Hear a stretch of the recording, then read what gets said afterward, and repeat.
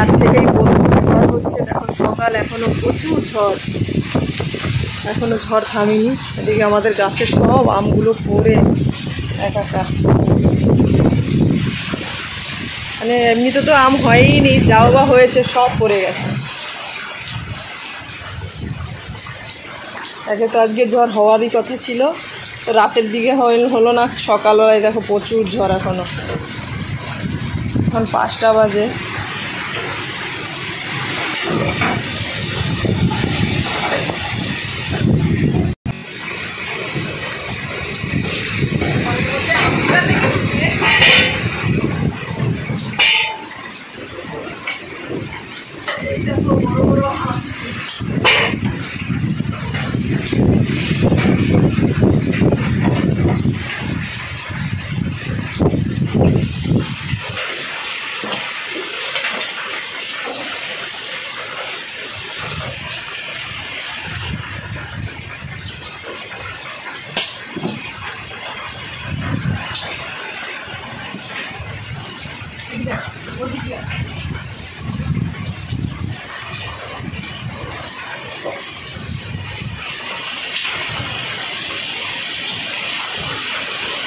এখানে দেখো কতগুলো পড়ে আছে,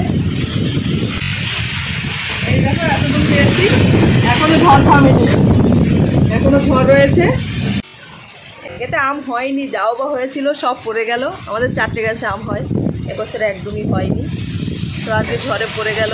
আর কিছু কিছু আছে এখনো। এই দেখো কত বড় আম, এগুলো ছিঁড়ে আচার তৈরি করা হবে।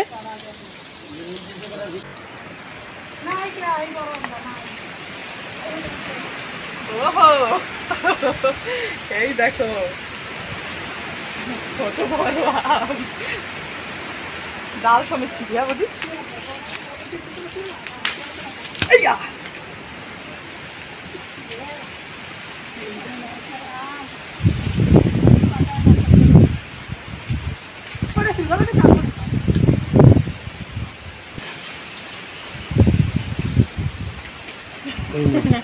আমি বটে।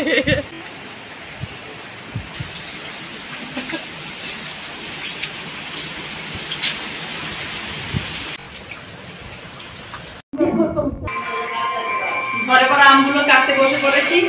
এইগুলো ঝরে পড়েছে, আর এইগুলো হচ্ছে আমাদের গাছ থেকে পেরে নিয়েছি। ছোট চারা গাছ তো ঝুলে গেছে, তার জন্য আমরা আমগুলো পেরে নিলাম। এগুলো পাকবে না, এগুলো আষাঢ় মাসে পাকে, তার জন্য এগুলো দিয়েও আচার করবো।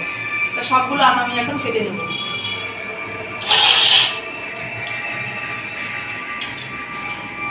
আটি হয়ে গেছে, যার জন্য খোসা সমেত আমগুলো মাঝখানে কেটে নেব। যদি খোসা ছাড়িয়ে নেওয়া হয় তাহলে কিন্তু হাত কেটে দেওয়ার ভয় থাকে। দেখো, দেখেছো কত বড় আমটা।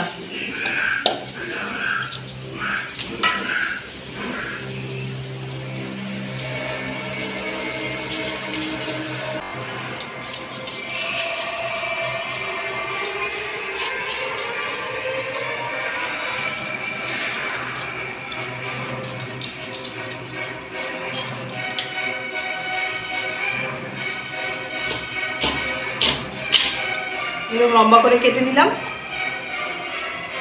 এবার এটা 3 টুকরো করবো, যেহেতু বড় আম।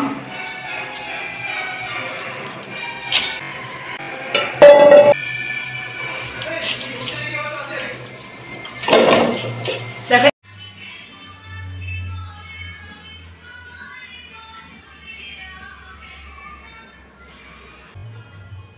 আচার তৈরি করার জন্য প্রথমে একটা ওভেনে কড়াই বসিয়ে দিলাম।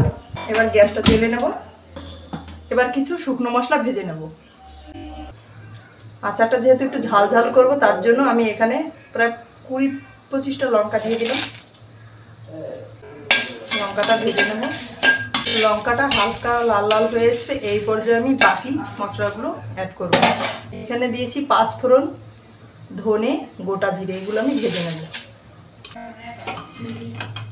5 ফোড়নটা আমি কম পছন্দ করি, তার জন্য 5 ফোড়নটা একটু কম দিলাম। তোমরা চাইলে বেশিও দিতে পারো, যার যেমন পছন্দ। অনেক 5 ফোড়নের গন্ধ সহ্য করতে পারে না, তো তাই যার যার পছন্দ মতো ইউজ করবে।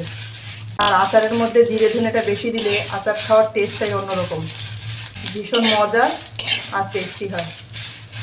বন্ধুরা মশলা ভাজার দারুণ একটা সেন্ট বেরিয়ে গেছে, মশলাটা ভাজা হয়ে গেছে। এবার আমি নামিয়ে নেব। মশলাগুলো আমি এরকম সুন্দর করে ভেজে নিয়েছি, দেখো খুব বেশি ভাজা হয়নি আর কম হয়নি, এরকম সুন্দর করে ভেজে নিলেই মশলাটার দারুণ সেন্ট আসবে। এটা এবার আমি গুঁড়ো করে নেব। এবার দিয়ে দিলাম সর্ষের তেল। আমগুলো ভাজার জন্য আমি এখানে 1 থেকে 150 গ্রাম মতো সর্ষের তেল দিয়ে দিলাম। এই সর্ষের তেলটা দেওয়ার কারণে কখনো আমের আচারে ছাতু হবে না, নাহলে দেখবে 2-3 দিন রাখার পরে অনেক সময় কৌটোতে রেখে দিলে ছাতু হয়ে যায়। আর এই তেলটা দিয়ে যদি আমটা ভাজা হয় তখন আর ছাতুটা হয় না। ফোড়নে দিয়ে দিলাম 4টে শুকনো লঙ্কা, 5 ফোড়ন,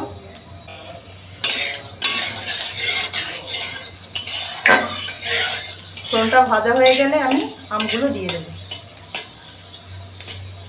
ঘরের দিনে যেহেতু টাটকা টাটকা আমগুলো দিয়ে আমি আচার করছি, তার জন্য আমি একটু শুকাতে পারিনি, রোদ নেই তো এভাবেই আমগুলো আমি দিয়ে দিচ্ছি।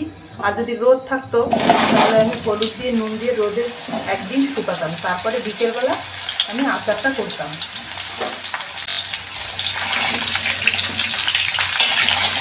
এবার এরকম নাড়াচাড়া করে আমগুলো 5 মিনিট ভেজে নেব। আমগুলো ভাজার সময় 1 চামচ হলুদ দিয়ে দিলাম।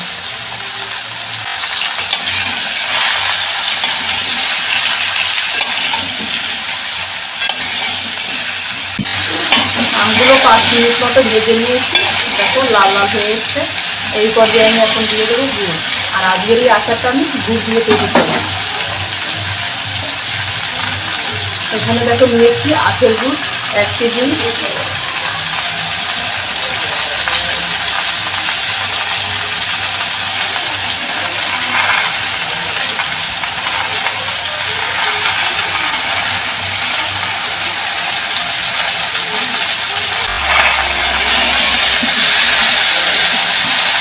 এবার গুড়টা আমের সঙ্গে ভালোভাবে মিশিয়ে নেব।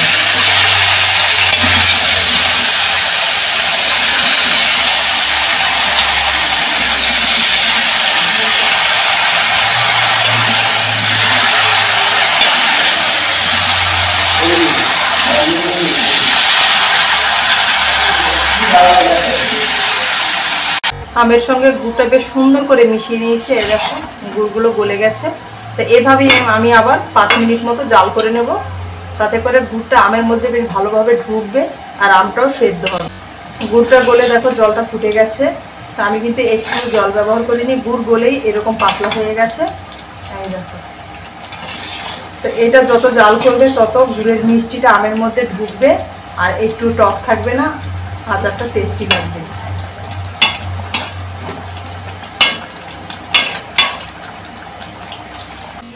15-20 মিনিট মতো আচারটা জাল করে নিয়েছি আর গুড়ের জলটা একদম কমিয়ে নিয়েছি। দেখো গ্রেভিটা কতটা গাঢ় রেখেছি, দেখেছো বন্ধুরা?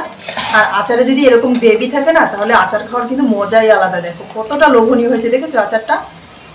তো আমি তো গ্যাসের চুলায় করেছি, 15-20 মিনিট লেগেছে সময়। আর যদি কাঠের চুলায় করা হয় তাহলে কিন্তু 10 মিনিটেই হয়ে যাবে। তো আচারটা মোটামুটি রেডি হয়ে গেছে। এবার আমি গুঁড়ো মশলা দিয়ে নামিয়ে নেব। এই দেখো ভেজে রাখা মশলাটা আমি গুঁড়ো করে নিয়েছি, এটা এবার আমি দিয়ে দেব।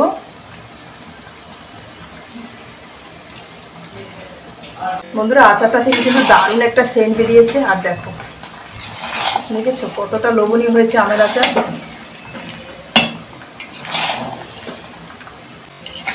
বন্ধুরা আজকের আমের আচারের রেসিপিটা যদি তোমাদের ভালো লেগে থাকে অবশ্যই লাইক কমেন্ট করে জানিও। আর আমার চ্যানেলটিতে অবশ্যই সাবস্ক্রাইব করো এরকম নিত্য নতুন মজার মজার রেসিপি পেতে। দেখতে কতটা সুন্দর লাগছে, দেখেছো বন্ধুরা? এবার আমি আচারটা নামিয়ে নেব। আজকের এই আমের আচার রেসিপিটা তোমাদের কাছে কেমন লাগলো অবশ্যই লাইক কমেন্ট করে জানিও প্লিজ বন্ধুরা। আর আমার চ্যানেলটিতে সাবস্ক্রাইব করো এরকম নিত্য নতুন মজার মজার রেসিপি পেতে।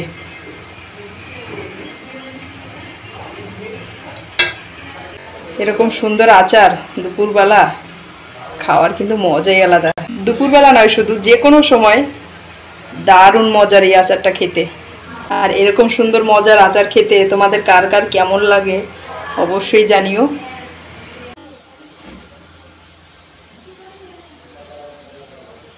মাল ঝড়ের আচার কত লোভনীয়। এখানে বৌদি ভাই বসে আছে, দেখো খেয়ে কেমন হয়েছে।